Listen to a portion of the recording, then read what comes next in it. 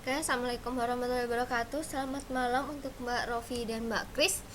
Oke, untuk PPKN malam ini kita masuk ke bab 3 karena bab yang kemarin kita udah selesai.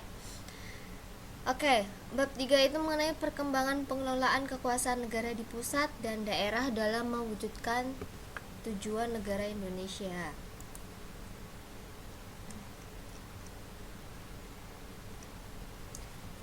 Bentar.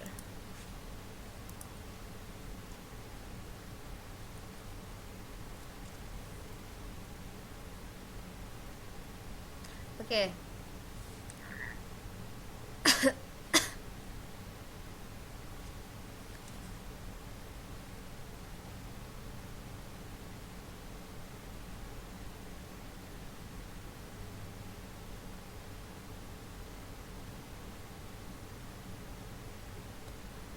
Oke, kita mulai ya.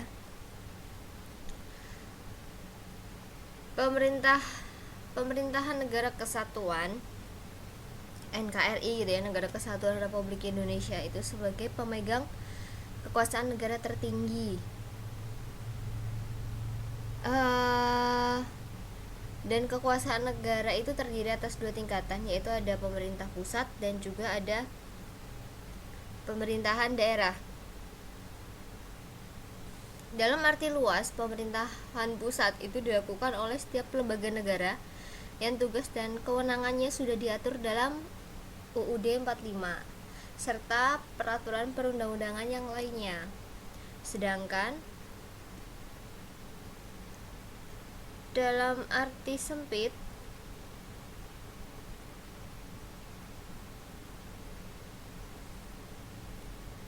pemerintahan pusat itu dilaksanakan oleh lembaga eksekutif, yaitu presiden, wakil presiden, kementerian negara, dan lembaga pemerintahan non-kementerian.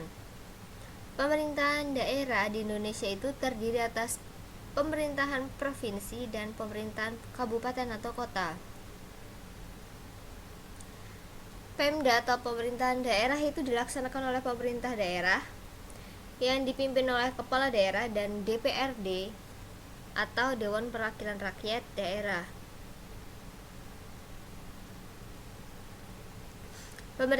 Pemerintah pusat dan daerah ini bekerja menjalankan berbagai programnya untuk mewujudkan cita-cita dan juga tujuan negara.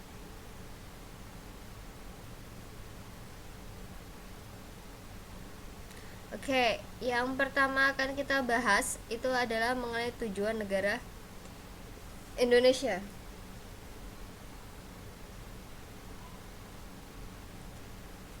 Nah, di sini bukan cuma kita aja nih yang istilahnya sebagai manusia yang punya tujuan negara aja,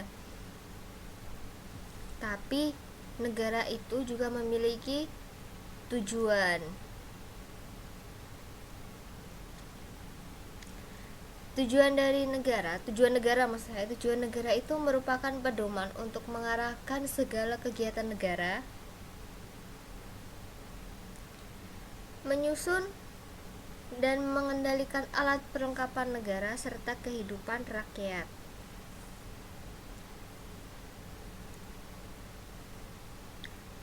Oke, seperti yang bisa kita baca bersama di slide ya, di layar.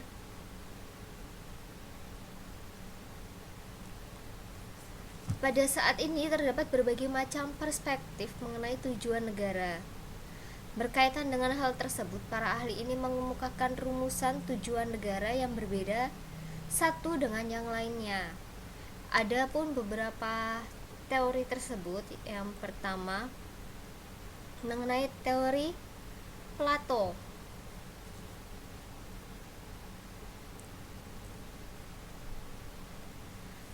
Teori Plato ini menyatakan bahwa negara bertujuan untuk memajukan kesusilaan manusia, baik sebagai individu maupun sebagai makhluk sosial.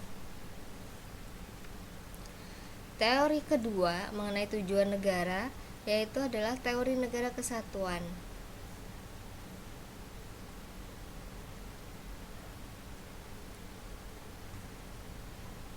Ada dua tokoh yang menganut teori ini, yaitu Sang Hyang dan Nicole Machiavelli.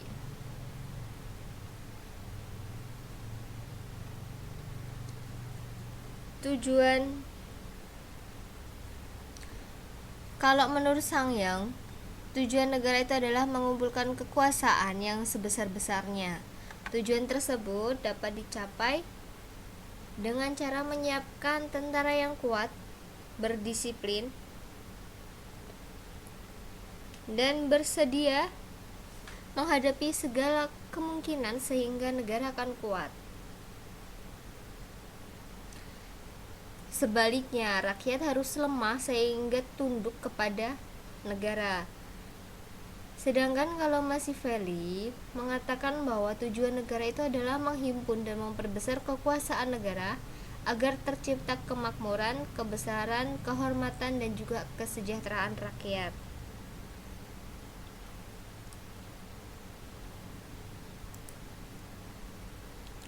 Lalu teori selanjutnya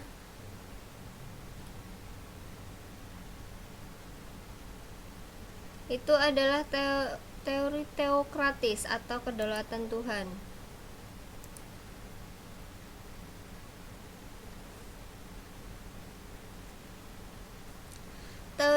Teori teokratis, jadi di situ disebutkan bahwa tujuan negara adalah untuk mencapai penghidupan dan kehidupan aman serta tentram dengan taat kepada dan di bawah pimpinan Tuhan. Pimpinan negara ini nanti menjalankan kekuasaannya hanyalah berdasarkan kekuasaan Tuhan yang diberikan kepadanya. Di antara para filosof ya, yang menganut teori ini adalah Thomas Aquinas dan Agustinus. Ini kalau mengenai teori teokratis. Sedangkan ada juga teori polisi. Menurut teori negara polisi, negara bertujuan semata-mata menjaga keamanan dan ketertiban negara serta pelindung hak serta kebebasan warganya. Jadi, untuk mencapai hal yang tadi disebutkan itu, maka perlu dibentuk peraturan perundang-undangan yang mencerminkan kehendak seluruh rakyat. Dan di sisi lain, negara tidak boleh turut campur dalam urusan pribadi dan ekonomi warganya. Immanuel Kant ya yang mencetuskan teori ini. Lalu ada juga teori negara hukum. Teori negara hukum di dalamnya itu mengatakan bahwa negara bertujuan menyelenggarakan ketertiban hukum dengan berdasarkan dan berpedoman pada hukum. Dalam negara hukum, segala kekuasaan alat-alat pemerintahnya didasarkan atas hukum. Semua orang tanpa kecuali harus tunduk dan taat kepada hukum. Hanya hukumlah yang berkuasa dalam negara itu. Ini mengenai teori negara hukum ya, yang dipelopori oleh Kreb. Dan yang terakhir itu adalah teori negara kesejahteraan. Tujuan negara menurut teori negara kesejahteraan itu adalah untuk mewujudkan kesejahteraan umum. Dalam hal ini negara itu dipandang sebagai alat untuk mencapai tujuan bersama, yaitu suatu tatanan masyarakat yang di dalamnya terdapat kebahagiaan, kemakmuran, keadilan sosial bagi seluruh rakyat negara tersebut. Itu tadi 6 teori yang dipaparkan oleh para ahli mengenai tujuan dari suatu negara.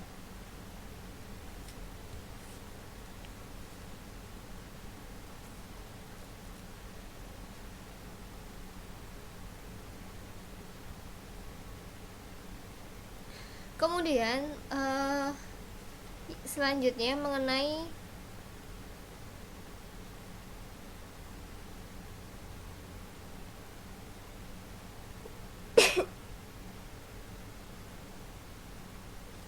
rumusan tujuan negara Republik Indonesia.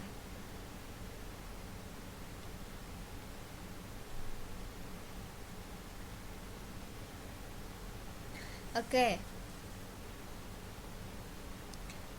Kan tadi sudah disebutkan bahwa negara itu juga memiliki tujuan. Dan tujuan negara kita itu nanti akan menjadi ciri khas dari negara kita yang membedakannya dari negara lain.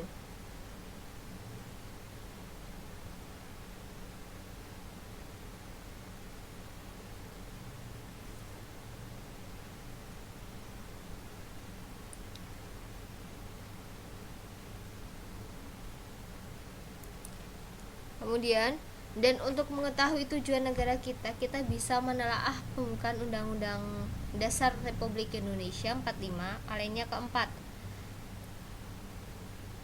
Yaitu, kemudian daripada itu, untuk membentuk suatu pemerintahan negara Indonesia yang melindungi segenap bangsa Indonesia dan seluruh tumpah darah Indonesia, dan untuk memajukan kesejahteraan umum, mencerdaskan kehidupan bangsa, dan ikut melaksanakan ketertiban dunia dengan berdasar kemerdekaan, perdamaian abadi, dan keadilan sosial.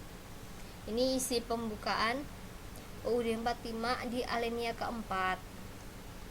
Dan pernyataan yang tadi saya sebutkan tadi itu merupakan penegasan mengenai tujuan negara kita sekaligus tugas yang harus dilaksanakan oleh negara.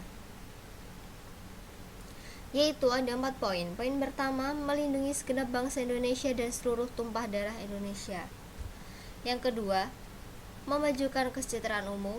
Poin ketiga adalah mencerdaskan kehidupan bangsa, dan yang terakhir, ikut melaksanakan ketertiban dunia dengan berdasar kemerdekaan, perdamaian abadi, dan juga keadilan sosial.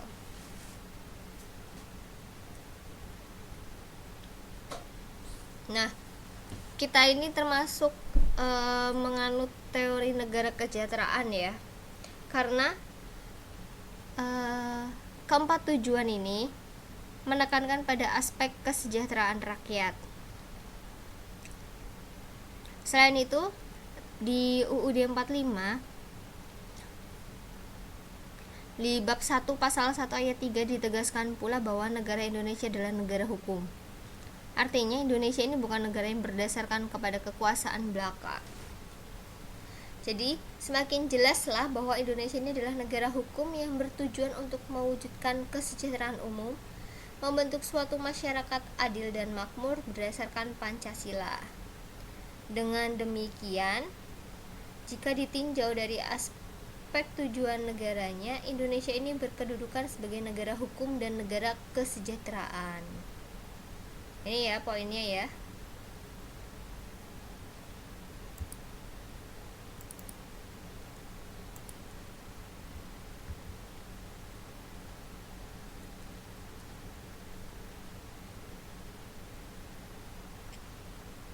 Oke, selanjutnya setelah tadi kita masuk ke tujuan negara Republik Indonesia, subbab yang kedua itu kita akan membahas mengenai pengelolaan kekuasaan negara di tingkat pusat menurut UUD 45. Dan yang pertama kita bahas adalah lembaga-lembaga pemegang kekuasaan negara.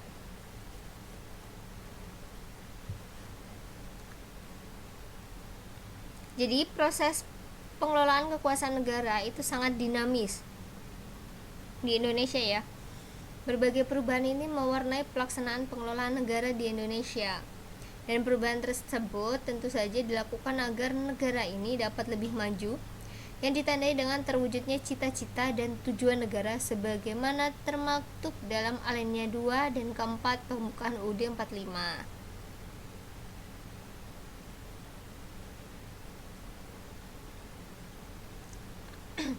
Di sini pengelolaan kekuasaan negara itu dilakukan oleh lembaga-lembaga negara. Pengelolaan kekuasaan negara itu tidak hanya dilakukan oleh presiden beserta para menteri negara selaku pemegang kekuasaan eksekutif. Hal tersebut dikarenakan kekuasaan negara bukan hanya kekuasaan eksekutif saja, tapi terdapat pula kekuasaan legislatif dan juga yudikatif yang dijalankan oleh lembaga negara lainnya.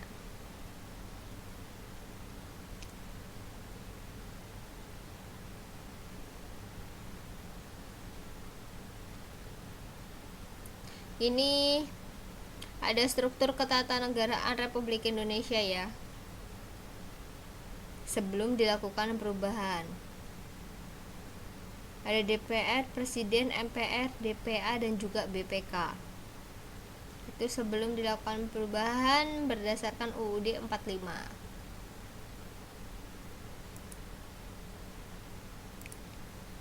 Oke.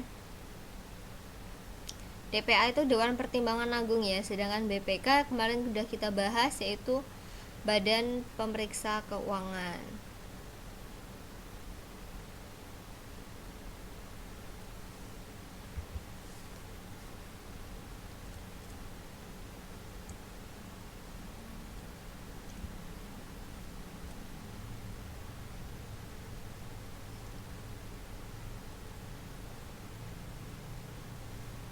Oke. Kemudian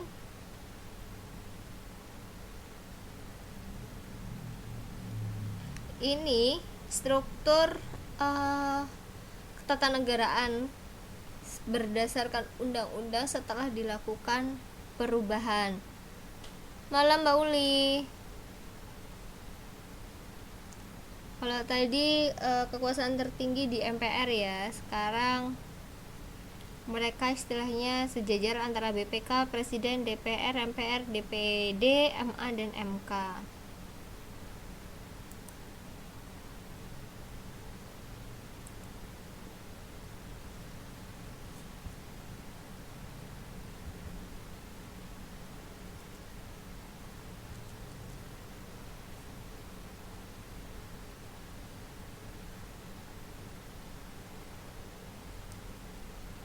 Nah, di sini di dalam UUD 45, entah itu sebelum maupun sesudah dilakukan perubahan, disebutkan 3 kekuasaan negara, yaitu kekuasaan membentuk undang-undang. Ketiga kekuasaan itu nanti dipegang dan dikelola oleh lembaga negara yang telah ditetapkan oleh UUD 45. Oleh karena itu, di sini akan diuraikan proses pengelolaan ketiga jenis kekuasaan tersebut. Yang pertama adalah kekuasaan membentuk undang-undang.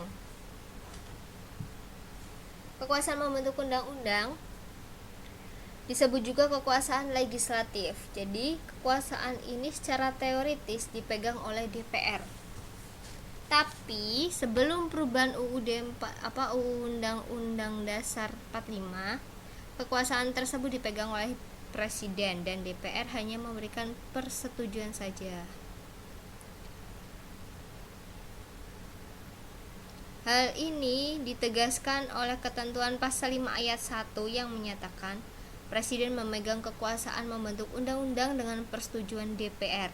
Kemudian di pasal 20 ayat 1 ditegaskan bahwa tiap undang-undang menghendaki persetujuan Dewan Perwakilan Rakyat. Jadi, di sini DPR memiliki kekuasaan yang kecil dalam proses pembentukan undang-undang.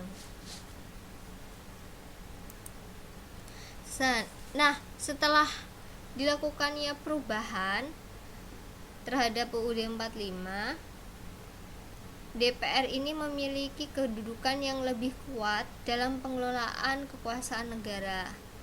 Di sini DPR secara tegas dinyatakan sebagai pemegang kekuasaan untuk membentuk undang-undang. Nah, di sini dikuatkan dalam pasal 20 ayat 1 yang menyatakan bahwa DPR memegang kekuasaan membentuk undang-undang. Nah, di sini secara otomatis DPR ini memiliki kekuasaan yang besar dalam proses pembentukan suatu undang-undang. Bahkan apabila sebuah rancangan undang-undang yang telah ditetapkan oleh DPR menjadi undang-undang tidak disahkan oleh Presiden setelah 30 hari, undang-undang tersebut dengan sendirinya akan berlaku dan wajib diundangkan.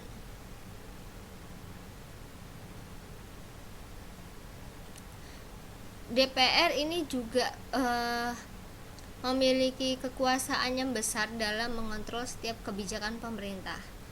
Kekuasaan tersebut bisa terlihat dari hak-hak yang dimiliki oleh DPR, seperti hak interpelasi, hak angket, dan hak menyatakan pendapat.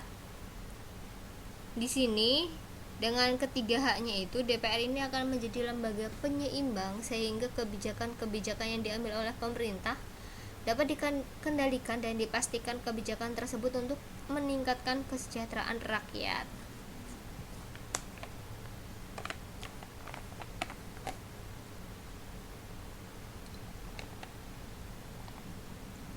Lalu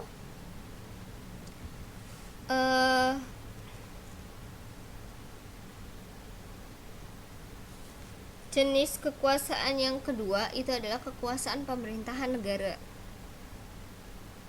Yang pertama kan tadi kekuasaan membentuk undang-undang, sekarang mengenai kekuasaan pemerintahan negara atau biasa juga disebut dengan kekuasaan eksekutif. Kalau eksekutif ini dipegang oleh presiden. Kalau legislatif itu dipegang sama DPR ya. Eksekutif dipegang oleh presiden sehingga presiden ini berkedudukan sebagai kepala pemerintahan. Di sini Indonesia itu menganut sistem pemerintahan presidensial ya. Yang ciri utamanya itu adalah presiden sebagai kepala negara sekaligus kepala pemerintahan.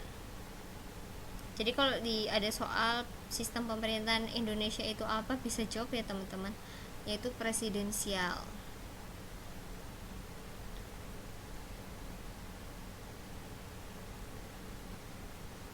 Kalau sebelum perubahan UUD 45, kekuasaan presiden itu besar. Pada awalnya pemberlakuan UUD 45, presiden itu selain memegang kekuasaan eksekutif juga dia memegang kekuasaan legislatif dan juga yudikatif. Soalnya lembaga-lembaga negara lainnya pada saat itu belum dibentuk seperti MPR, DPR dan juga MA. Dan kekuasaan presiden masih tetap besar meskipun lembaga negara yang ditetapkan oleh UUD telah terbentuk. Dalam diri presiden terdapat melekat berbagai kekuasaan. Ada 3 poin. Yang pertama, kekuasaan pemerintahan, di pasal 4 ayat 1 bisa kita lihat.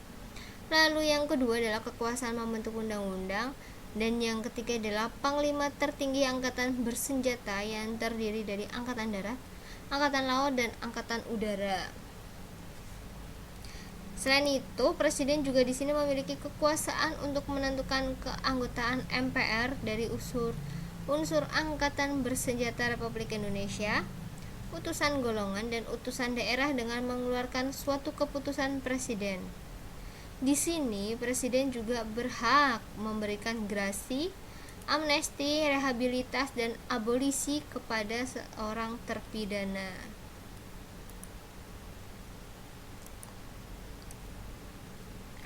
Itu tadi sebelum perubahan. Kalau setelah adanya perubahan,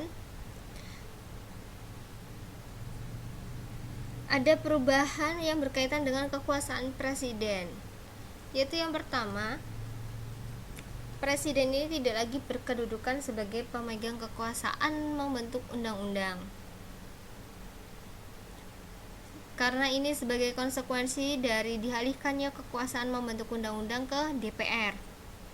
Dan dalam proses yang berkaitan dengan pembentukan undang-undang, presiden ini berhak untuk mengajukan sebuah RUU atau rancangan undang-undang, memberikan persetujuan terhadap rancangan undang-undang dan mengesahkan rancangan undang-undang yang telah ditetapkan oleh DPR menjadi undang-undang. Kekuasaan presiden setelah terjadinya perubahan undang-undang yang kedua yaitu adalah presiden tidak lagi berwenang untuk mengangkat anggota MPR dari utusan golongan, utusan daerah maupun unsur TNI. Dan yang terakhir, presiden itu mesti memperhatikan pertimbangan DPR ketika akan memberikan amnesti dan abolisi, serta memperhatikan pertimbangan MA ketika akan memberikan grasi dan juga rehabilitasi.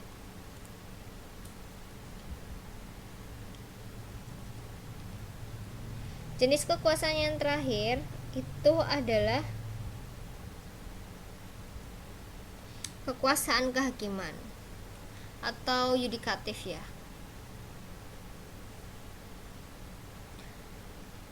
Kalau sebelum adanya perubahan UUD, kekuasaan kehakiman ini dijalankan oleh Mahkamah Agung beserta peradilan yang ada di bawahnya. Hal ini ditegaskan dalam pasal 24 ayat 1 ini sebelum perubahan ya. Yaitu kekuasaan kehakiman dilakukan oleh sebuah Mahkamah Agung dan lain-lain badan kehakiman menurut undang-undang. Tapi setelah terjadi perubahan, kekuasaan kehakiman dipegang oleh MA dan MK. Ada di pasal 24 ayat 2, yaitu kekuasaan kehakiman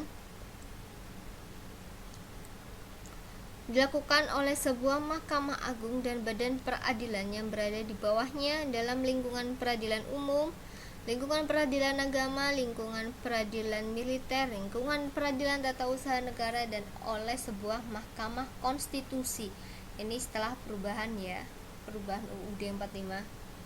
Waalaikumsalam Mame, selamat malam Mbak ini.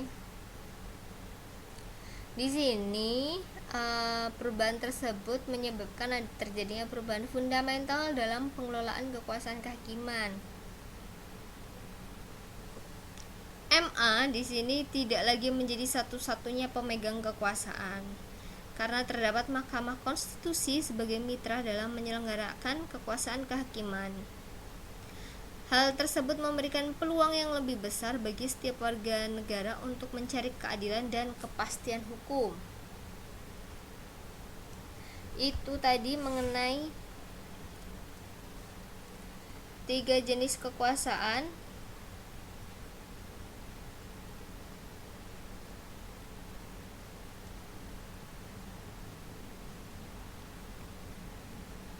Tiga jenis kekuasaan negara ya, dalam proses pengelolaan negara.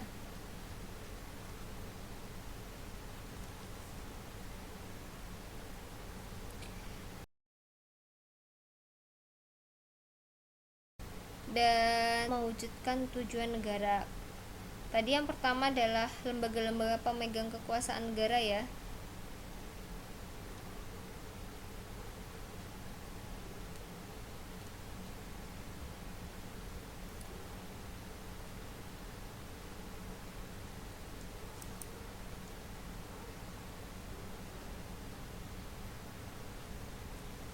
Tugas utama pemerintah adalah menjalankan fungsi negara itu sendiri. Pemerintah pusat yang tugas dan kewenangannya diatur dalam UUD 45 pada dasarnya merupakan aktor utama dalam pelaksanaan fungsi negara RI. Di alinea keempat pembukaan UUD 45 tadi sudah dibacakan ya kutipannya. Itu dapat disimpulkan bahwa fungsi negara Indonesia ada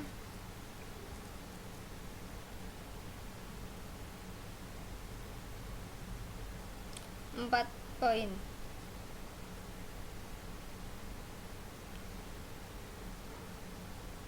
Ya, jadi dari pembukaan alinea keempat itu bisa disimpulkan bahwa fungsi negara Indonesia itu ada 4 poin.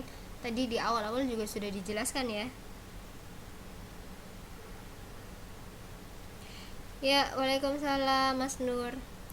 Jadi yang pertama, melindungi segenap bangsa Indonesia dan seluruh tumpah darah Indonesia. Negara Indonesia ini hendaknya melindungi seluruh wilayah Indonesia dan juga melindungi seluruh warga negara Indonesia, baik yang berada di dalam negara Indonesia maupun di luar. Negara ini berfungsi melindungi seluruh wilayah Indonesia. Artinya negara menanggulangi hambatan, tantangan, ancaman, dan gangguan terhadap keutuhan wilayah negara Indonesia.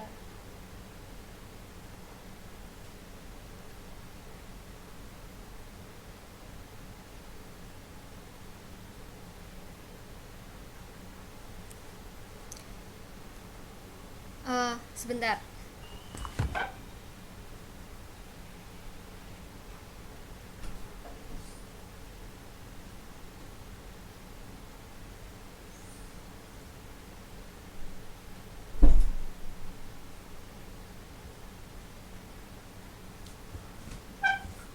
Oke, kita lanjut ya. Jadi negara itu berfungsi melindungi seluruh wilayah Indonesia. Artinya, negara itu menanggulangi hambatan, tantangan, ancaman, dan gangguan terhadap keutuhan wilayah negara Indonesia.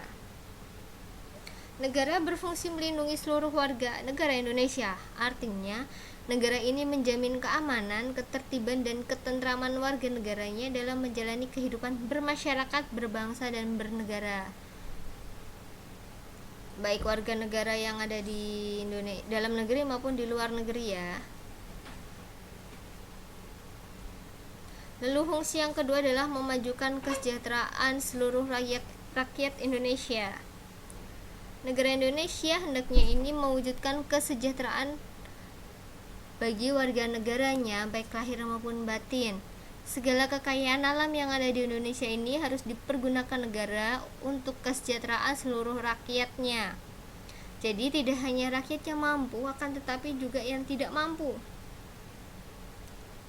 Baik warga negara yang fakir miskin, negara hendaknya memberikan bantuan kesejahteraan. Fungsi negara Indonesia untuk mensejahterakan warga negaranya ini juga diatur di undang-undang. Di pasal 33 ya. Dan juga 34. Pasal 33 ayat 1. Perekonomian disusun sebagai usaha bersama berdasar atas asas kekeluargaan.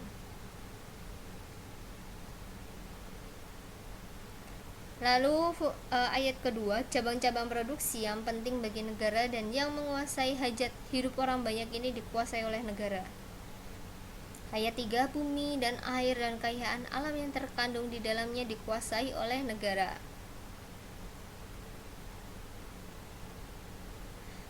Dan dipergunakan untuk sebesar-besar kemakmuran rakyat. Lalu mengenai kesejahteraan rakyat diatur juga di pasal 34 ayat 1, yaitu fakir miskin dan anak-anak terlantar dipelihara oleh negara. Ayat 2, negara mengembangkan sistem jaminan sosial bagi seluruh rakyat dan memberdayakan masyarakat yang lemah dan tidak mampu sesuai dengan martabat kemanusiaan. Ayat 3, negara bertanggung jawab atas penyediaan fasilitas pelayanan kesehatan dan fasilitas pelayanan umum yang layak. Fungsi yang ketiga, pendidikan yang pertama adalah melindungi segenap bangsa Indonesia dan seluruh tumpah darah Indonesia. Lalu yang kedua adalah memajukan kesejahteraan seluruh rakyat Indonesia. Lalu yang ketiga itu adalah mencerdaskan kehidupan seluruh rakyat Indonesia. Jadi di sini negara wajib menyelenggarakan pendidikan dan juga membiayai pendidikan dasar. Sekarang untuk tingkat SD, SMP, SMA untuk yang negeri sudah gratis ya. Sudah ditanggung oleh negara. Dan fungsi negara dalam mencerdaskan kehidupan seluruh rakyat Indonesia itu diatur juga di dalam pasal 31.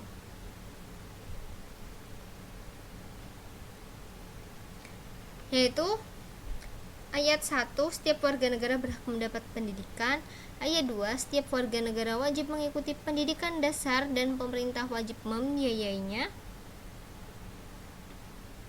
Lalu ayat 3, pemerintah mengusahakan dan menyelenggarakan satu sistem pendidikan nasional yang meningkatkan keimanan dan ketakwaan serta akhlak mulia dalam rangka mencerdaskan kehidupan bangsa yang diatur dengan undang-undang. Lalu ayat 4, negara memprioritaskan anggaran pendidikan sekurang-kurangnya 20% dari anggaran pendapatan dan belanja negara serta dari anggaran pendapatan dan belanja daerah untuk memenuhi kebutuhan penyelenggaraan pendidikan nasional. Lalu selanjutnya ayat 5 adalah pemerintah memajukan ilmu pengetahuan dan teknologi dengan menjunjung tinggi nilai-nilai agama dan persatuan bangsa untuk kemajuan peradaban serta kesejahteraan umat manusia.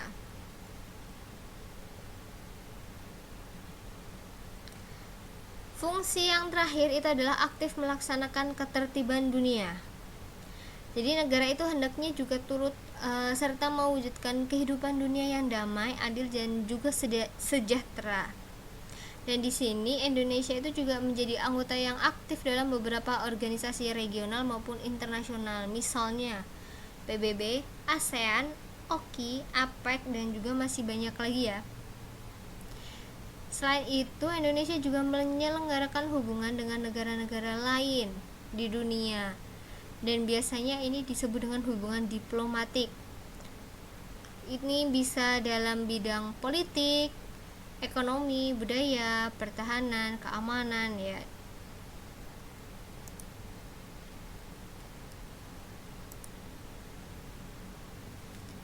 Oke, untuk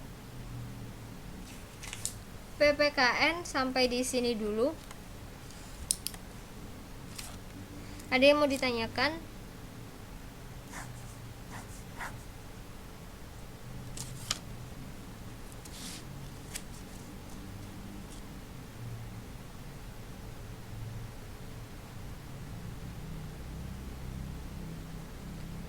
Oh iya, saya mau izin ya. Kayaknya nanti saya nggak yang bahasa Indonesia nggak bisa full 80 menit.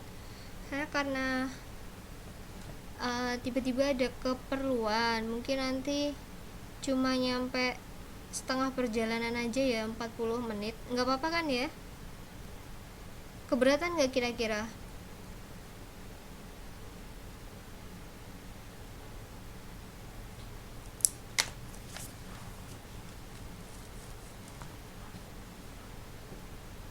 Oke.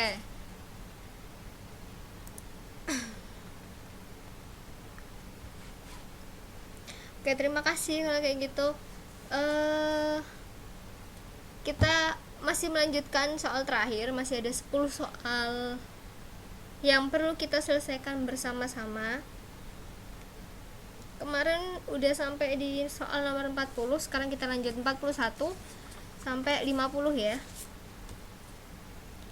Di sini ada kutipan mengenai tajuk rencana. Ada yang mau membacakan kutipannya?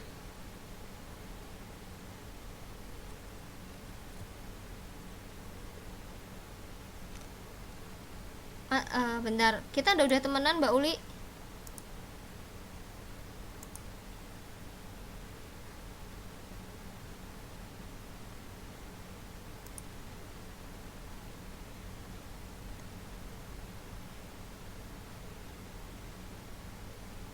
Oh iya, saya mau tanya nih mengenai tugas. Ada di kronologi, berarti kita udah temenan ya? Kenapa nggak bisa ditak?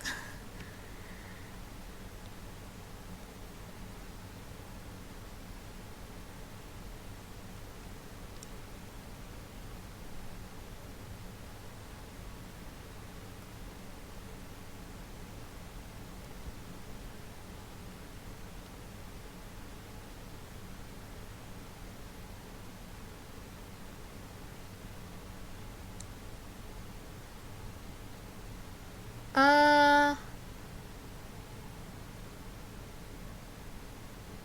ngetiknya namanya bener nggak Mbak?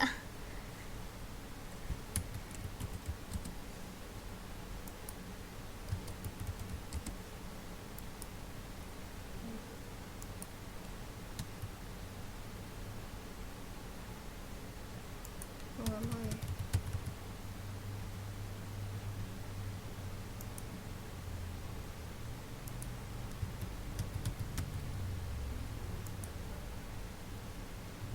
Iya Mbak, coba kirim ke kronologinya saya Mbak, kalau seandainya nggak bisa ditak.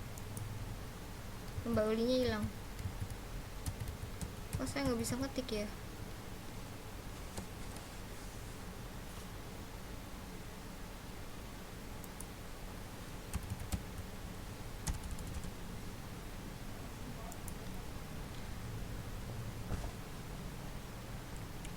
Oke,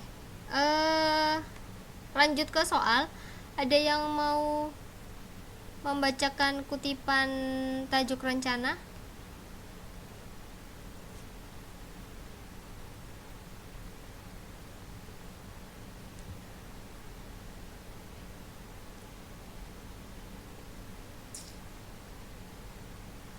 Oh, belum dikonfirm namanya apa ya Mbak Uli?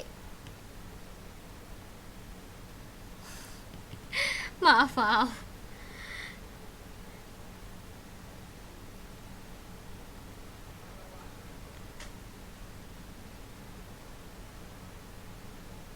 Kayaknya udah deh mbak.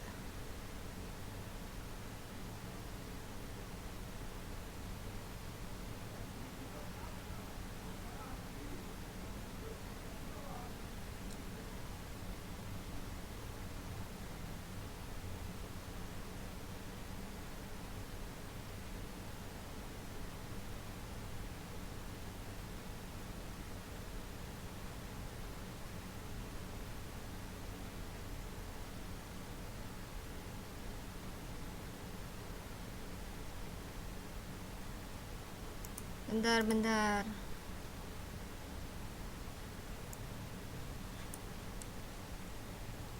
Iya, saya ngerasa udah pernah nge-frame mbak.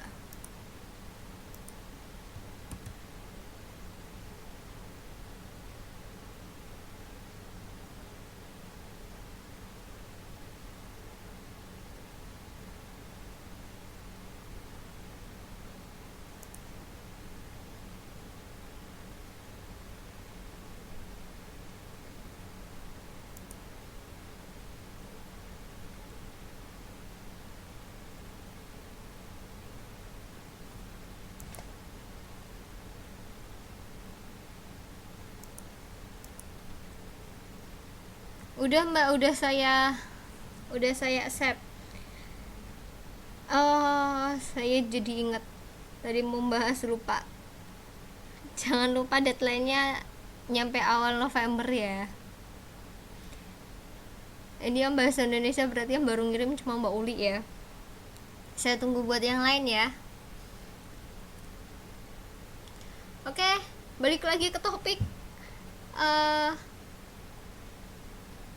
Apa namanya? Siapa yang mau membacakan kutipan tajuk rencana ini?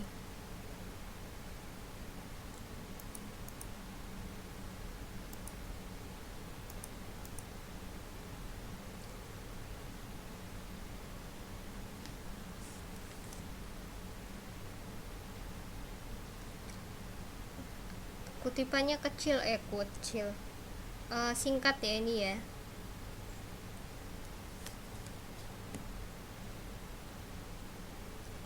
Gak ada yang mau?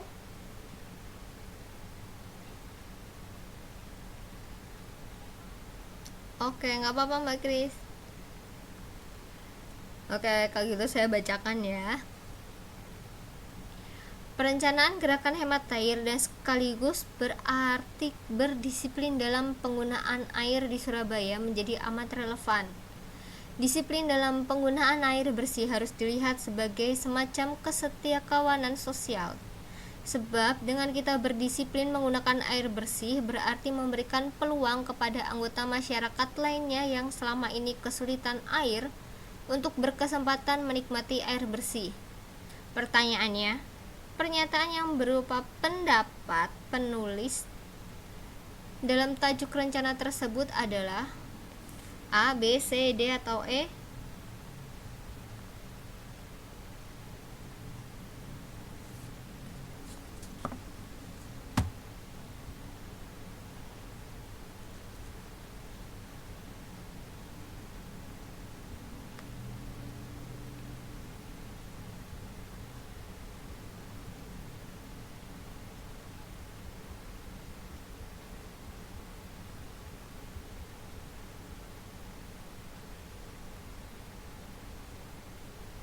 Mbak Kris, C. Yang lain?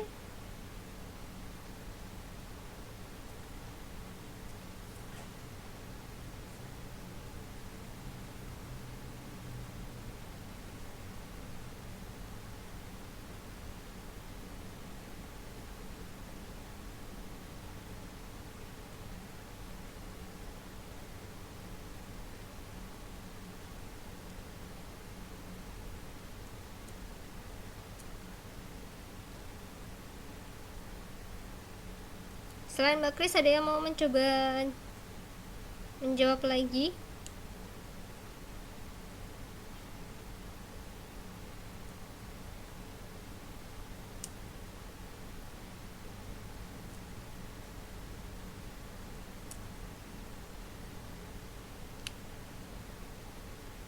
Mbak Uli D, Mbak Mei E. Oke. Pernyataan yang berupa pendapat dalam tajuk rencana yang benar itu adalah jawabannya Mbak Mei ya, yaitu E. Masyarakat harus berdisiplin dalam penggunaan air bersih karena hal ini dapat mencerminkan kesetiakawanan sosial. Ayo yang lainnya tetap semangat. Kita latihan lagi untuk soal nomor 42. Ada cuplikan paragraf. Setelah diadakan peninjauan ke Desa Bungkal, diketahui kepemilikan MCK mandi cuci kakus di RT 4 tinggal satu orang yang belum memiliki MCK. Itu berarti kepemilikan MCK di RT 4 sudah mendekati 100%. Di RT 1 dan 2 sudah 92% rumah penduduk memiliki MCK. Sedangkan di RT 3 rumah penduduk 91% telah memiliki MCK. Kalimat kesimpulan yang tepat untuk melengkapi paragraf generalisasi tersebut adalah 42, silakan dijawab.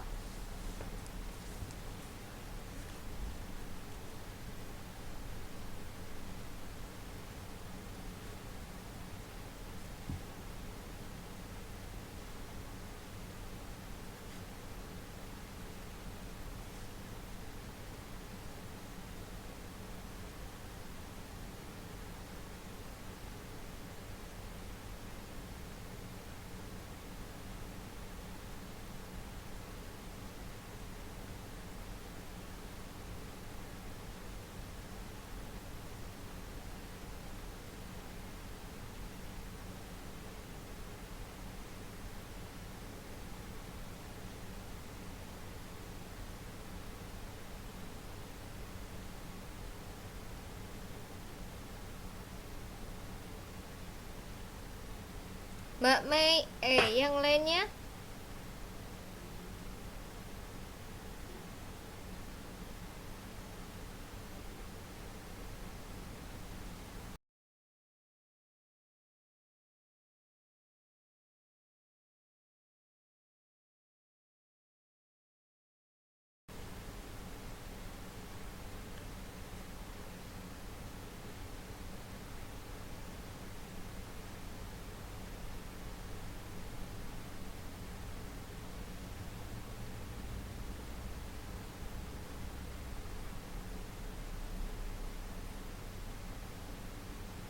Mbak Uli C, Mbak Rofi C. Oke, kita lihat yang benar siapa lagi ya. Kalimat kesimpulan yang tepat. Jawabannya yang benar ternyata Mbak Mei lagi, yaitu E. Jadi, persentase kepemilikan MCK penduduk Desa Bungkal sudah di atas 90%.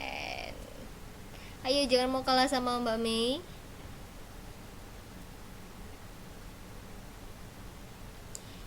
Next, soal 43. Apabila kita tidak berhati-hati dan tidak waspada dalam melakukan suatu pekerjaan, maka akan celaka.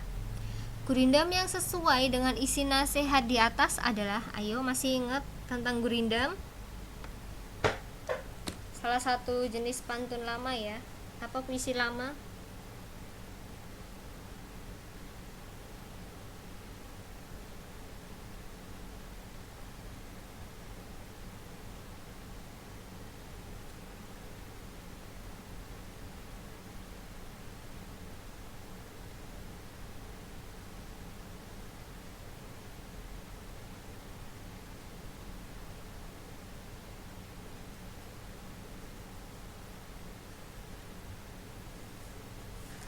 Silakan untuk gurindam.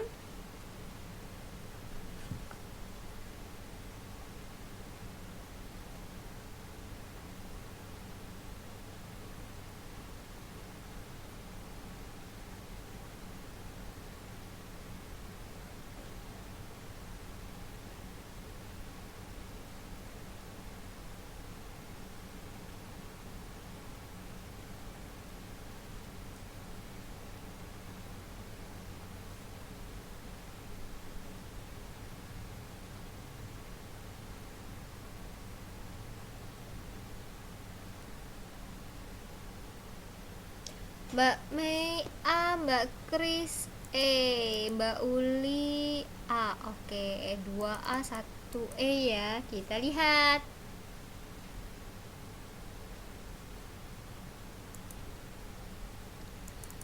Gurindam yang sesuai itu adalah kurang fikir, kurang siasat, tentu dirimu kelak sesat. Yang jawabannya A siapa? Ayo. Mbak Uli sama Mbak Mei ya. Mbak Mei dari tadi bener terus ya Mbak Mei. Selamat untuk yang jawabannya tepat.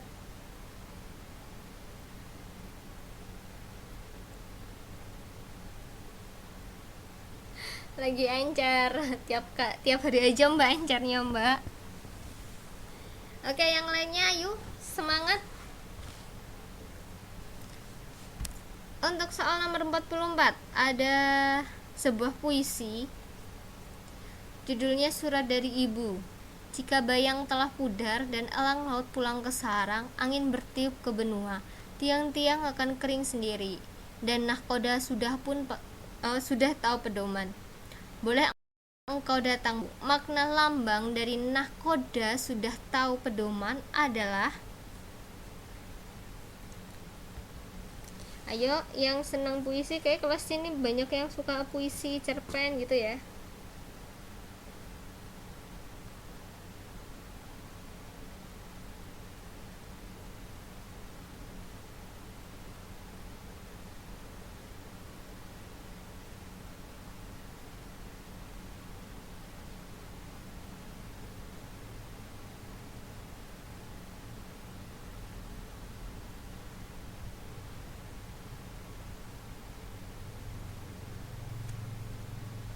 Mbak Uli dan Mbak Mei B.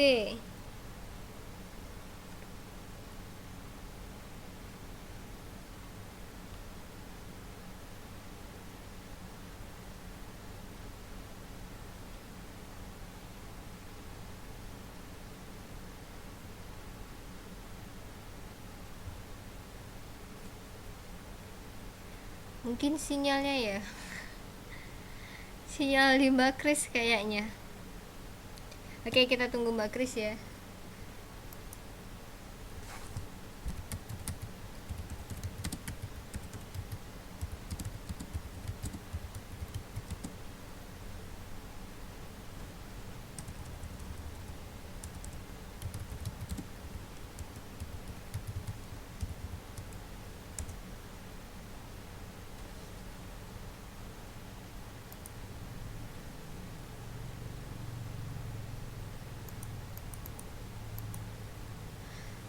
Oke.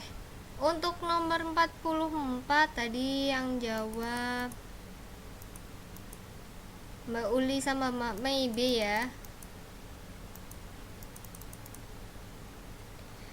Ternyata jawabannya kurang tepat karena nahkoda sudah tahu pedoman itu maknanya adalah sudah berilmu dan berpengalaman. Tak apalah. Ayo kita coba latihan lagi. Untuk soal nomor 45.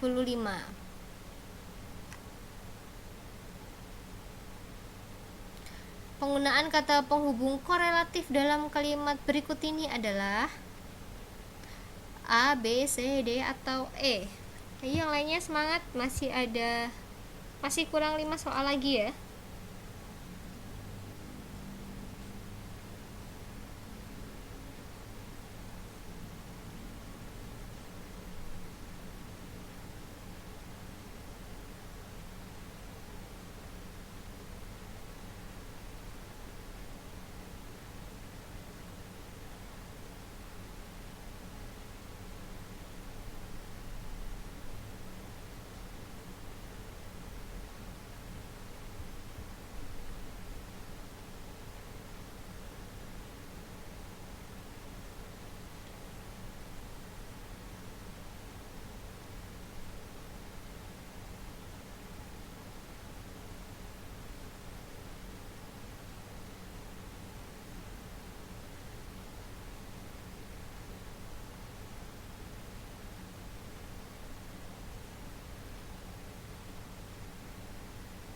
Sudah ada yang bisa menjawab soal nomor 45?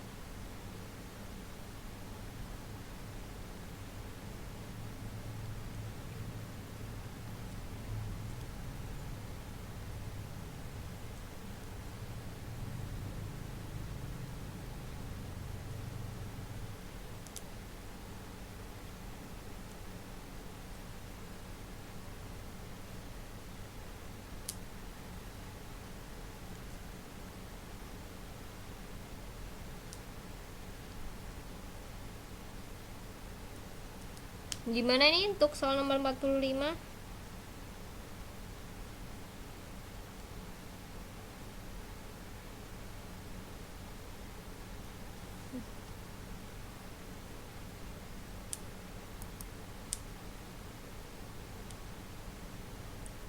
C. Mbak Kris C. Mbak Kris C, Mbak Mai A, Mbak Uli D, Mbak Aini. Saya tunggu ya Mbak, soalnya deadline-nya kan sampai awal November ya. Kalau seandainya kasusnya seperti Mbak Uli tadi belum dikonfirm sama saya, tolong bilang ya.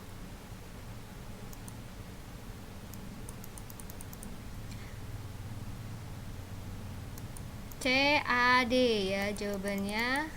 Oke, kita langsung tebak. Penggunaan kata penghubung korelatif. Jawaban yang benar itu adalah jawabannya Mbak Mei lagi ya, yaitu A. Bukan hanya masalah PKL yang memusingkan Pemda Kota Malang, tetapi juga masalah pemukiman liar. Oke, Mbak Mei benar lagi ya. Ayo yang lainnya. Semangat-semangat.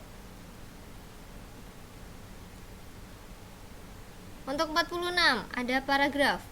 Keberadaan PKL cukup memusingkan Pemda Kota Malang dan rupanya belum ada kebijakan dan konsep yang pas dalam menanganinya. Bahkan yang bermain kucing-kucingan baik para PKL-nya maupun aparatnya.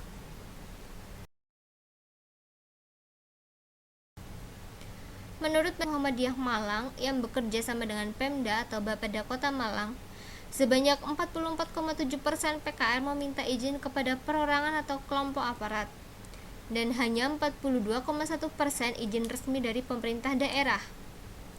Masalah yang disoroti dalam paragraf di atas adalah, ayo yang belum mencoba menjawab. Yang masih salah, ayo masih semangat, harus semangat terus ya. Untuk nomor 46,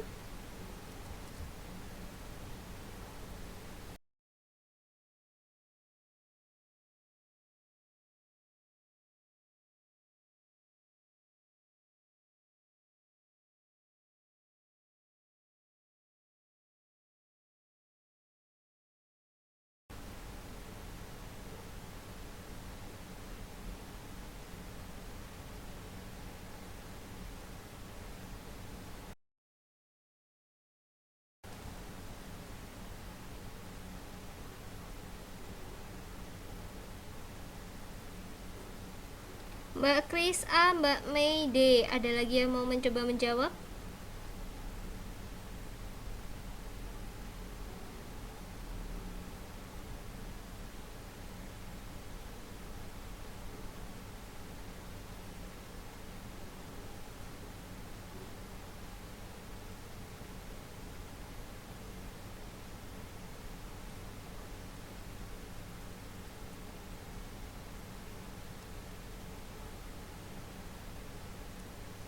Mbak Uli oke, kita lihat jawabannya ya. Masalah yang disoroti dalam paragraf di atas adalah, oke, untuk kali ini jawabannya Mbak Uli ya yang benar, yaitu keberadaan PKL Kota Malang belum semua memiliki izin resmi. Ya, Mbak Uli dan Mbak ini jawabannya benar ya untuk soal nomor 46. Ayo, semangat lagi. Untuk soal 47, seseorang yang menuntut ilmu sama halnya dengan mendaki gunung. Sewaktu mendaki ada saja rintangan, seperti jalan yang licin yang membuat seseorang jatuh. Ada pula semak belukar yang sukar dilalui. Dapatkah seseorang melaluinya? Begitu pula bila menuntut ilmu. Seseorang akan mengalami rintangan seperti kesulitan ekonomi, kesulitan memahami pelajaran, dan sebagainya. Apakah seseorang sanggup melaluinya? Jadi, menuntut ilmu sama halnya dengan mendaki gunung untuk mencapai puncaknya. Pertanyaannya, Penalaran yang digunakan untuk menarik kesimpulan pada paragraf di atas adalah, ayo kalau bisa benar semua. Mbak Ulide, selamat malam. Mbak Wiwin, Mbak Ulide ya. Yang lain?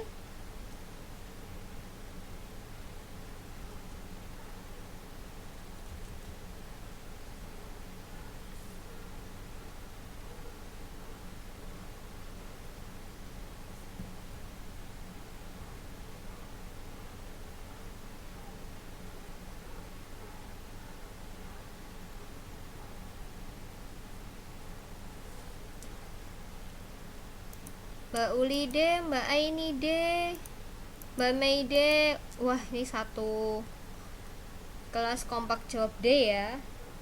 Kita lihat Mbak Rofi D. Penalaran yang digunakan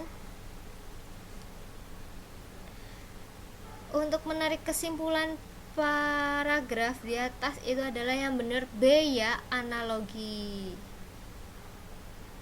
Masih ingat nggak ya tentang generalisasi analogi, silogisme, sebab akibat, akibat sebab? Makanya kok kompak-kompak salah semua gitu loh. Yang benar analogi ya. Nggak apa-apa, mungkin di sini teman-teman kurang teliti atau efek lelah ya. Jadi konsentrasi mulai menurun. Lupa, oke, mungkin perlu dibuka lagi ya bukunya. Di 48 kelihatan nggak sih tabelnya? Sehatinya yang bener dong. Satu kelas jawab bener semua kompak gitu. Nah itu baru tuh amazing. Ini soal nomor 48 tabelnya kelihatan nggak ya? Agak pecah soalnya ini.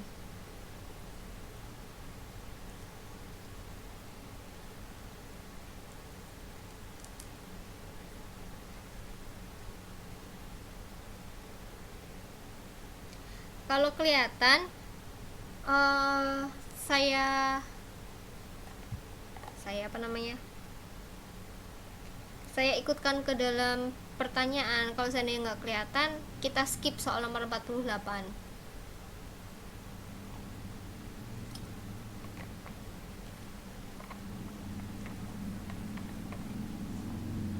Gimana?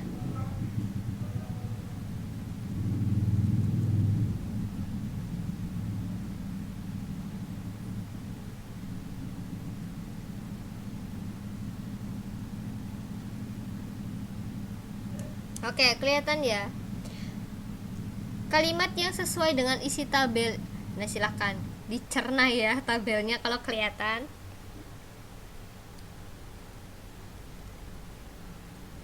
Harus teliti nih ngeliatnya dan dalam menganalisis. Nggak jelas, oke kita skip aja kalau gitu 48 ya, daripada matanya sakit. Kita lanjut aja ke soal 45. 49. Ada penggalan resensi. Masih ingat ya resensi ya? Betapa apiknya Mangun Wijaya menelusuri latar keturunan tokoh Atik. Ayahnya, Pak Ansana, adalah pecinta alam. Maka tidak mengherankan apabila anaknya, Atik, kemudian menjadi ahli biologi. Atik senang buku. Ia satu dengan buku. Ia membuat karirnya dengan buku. Keistimewaan Mangun Wijaya lagi bahwa ia menampilkan penutur-penutur sesuai dengan tingkat sosial dan lingkungannya. Masalah yang disoroti dalam penggalan resensi novel di atas adalah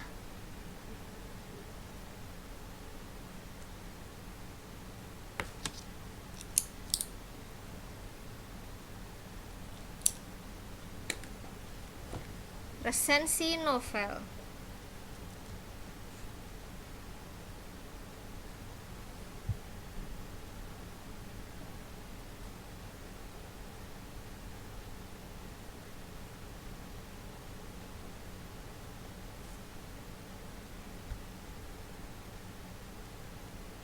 Mbak Kris dan Mbak Mai C.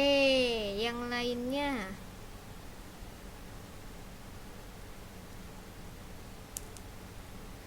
Mbak Uli ada lagi yang mau mencoba menjawab?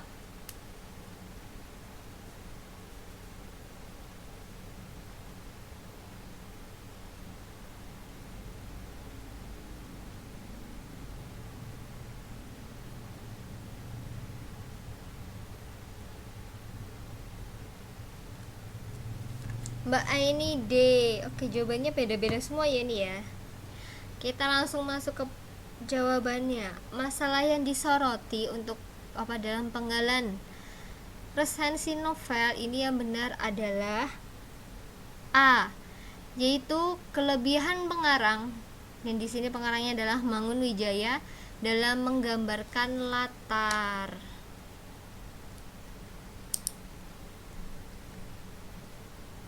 Kurang tepat ya, nggak apa-apa. Oke, kita masuk ke soal terakhir.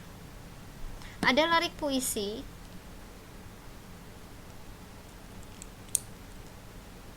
buah mengkudu kusangka kandis, kandis terletak dalam puan, gula madu kusangka manis, titik-titik. Lirik yang tepat untuk melengkapi pantun di atas. Pantun salah satu masuk jenis puisi ya. Soal terakhir untuk malam ini. Ada yang bisa jawab?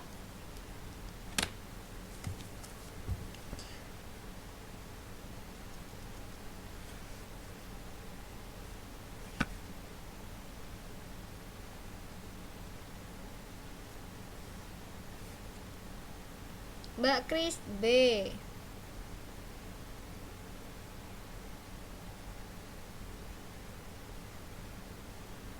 Mbak Raffi E. Yang lain?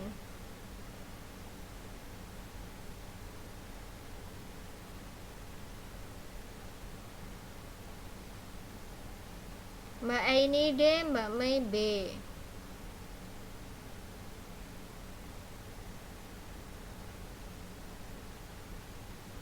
Mbak Wiwin E.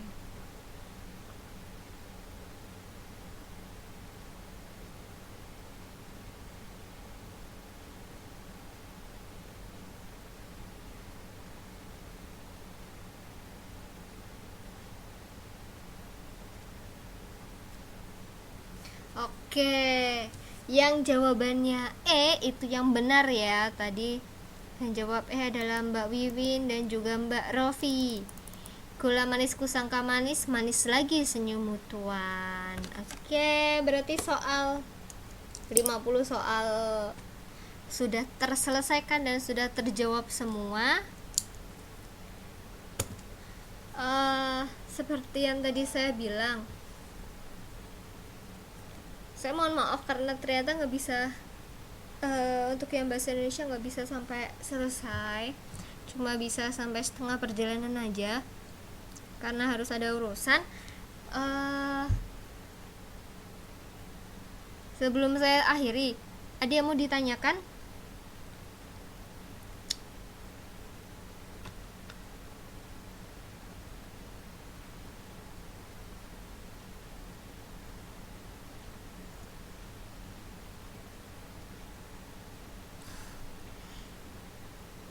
Insya Allah besok Sabtu ya Mbak ya, semua rekamannya rekaman Insya Allah saya kirimkan.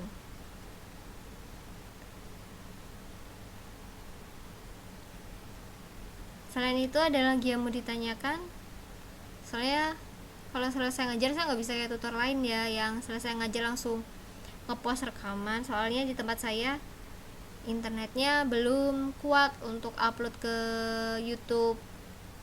Walaupun waktu itu pernah nyoba, soalnya satu hari dari malam nyampe ketemu malam lagi, satu uploadan itu nggak bisa ke post, jadi nggak kuat. Makanya saya cuma bisa ngepost kalau seandainya ada istilahnya waktu senggang ya, Sabtu gitu, dan kalau nggak hujan. Tugas ada Mbak, tugasnya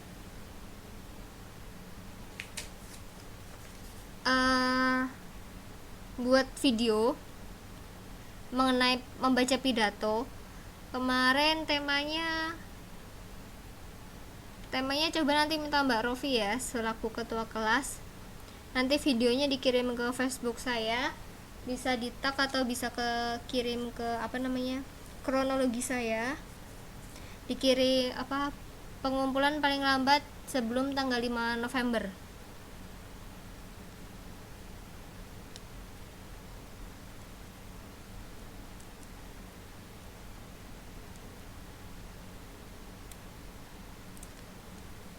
Berarti ini bahasa Indonesia yang sudah cuma baru Mbak Uli ya. Yang lainnya saya masih nunggu. Dan kalau seandainya ada kasus yang sama seperti Mbak Uli tadi, ternyata Facebooknya belum berteman dengan saya dan belum saya confirm, tolong langsung kabari saya, bisa pas waktu di kelas seperti ini atau via chat ke saya ya.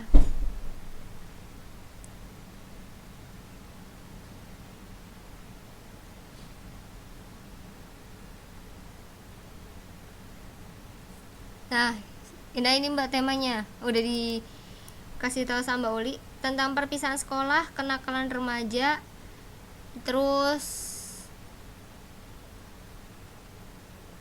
mengenai masuk universitas ya.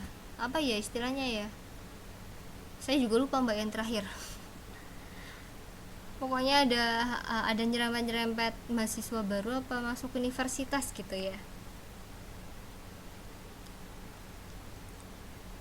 Oke, kalau nggak ada yang mau ditanyakan lagi, saya akhiri sampai di sini aja ya. Sekali lagi saya tunggu tugasnya. Untuk tugas PPKN udah ada beberapa yang masuk ya. Dan tugas bahasa Indonesia yang baru satu yang masuk. Terima kasih untuk kehadiran teman-teman malam ini. Saya mohon maaf kalau seandainya ada salah dalam penyampaian di video Mbak. Contohnya kayaknya tadi Mbak Uli bisa lihat di Mbak Uli ya. Jadi saya lihat sepintas kayaknya Mbak Uli ngevideo lah. Yang saya maksud seperti itu di video. Jadi saya juga tahu ekspresi teman-teman waktu membacakan pidato itu seperti apa.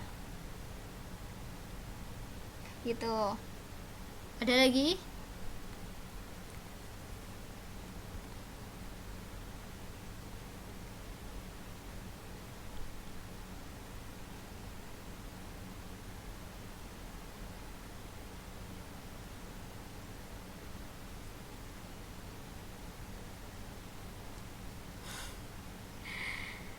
Kalau yang PKN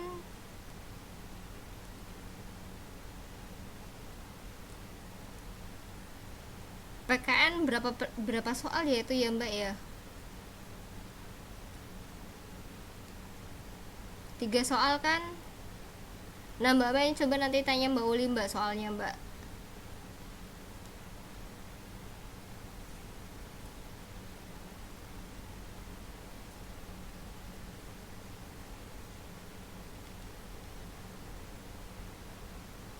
Soalnya lupa nggak saya tulis, lupa nggak saya catat kemarin.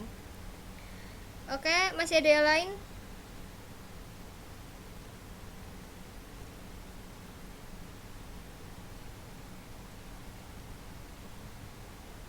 Kalau nggak ada, saya beneran akhir ya. Sekali lagi terima kasih untuk kehadiran teman-teman. Selamat malam, selamat beristirahat. Dan akhir kata, assalamualaikum warahmatullahi wabarakatuh.